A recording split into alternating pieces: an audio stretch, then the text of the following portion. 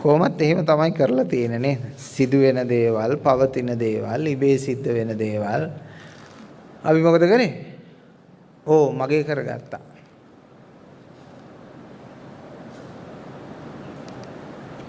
පොඩි කාලේ අපි ඉපදුනේ මොකවත්ම නැතුව. ඊට පස්සේ කොන්ද උඩ පටවපු දේවල් තමයි ඔය ඔක්කොම තියෙන්නේ සියලුම මිනිස්සුන්ට. පව් මිනිස්සුන්ට කියන මේ ආගම ඇදන් ඵලයන්. පුතේ උඹ මේ ආගමේ.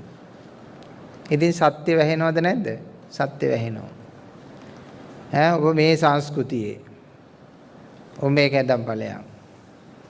කරත්ත 500ක් නෙමෙයි 1000 ධානයක් ගෙනල්ලා අර මේ අහිංසක සත්වයාගේ බෙල්ලෙල්ලනවා. ඉතින් දැන් ඒ කරත්ත එකින් එක ලිහලා ඔබ යන්න කරත්ත කර තියාගන්න නැතුව එතකොට එන්නේ හේවණැල්ල විතරයි කියන පස්සෙන් ඡායාවාන පායිනී කියලා කියන්නේ. තේරුණා නේද? ඡායාවාන පායිනී කරත්ත ලිහලා හේවණැල්ල විතරයි එන්නේ. ඔබ මේ මට්ටමට දියුණු වෙන්න ඕන. සියලු කරත්ත ලිහලා දාලා සෙවණැල්ල විතරක් එන්න දීලා යනවා.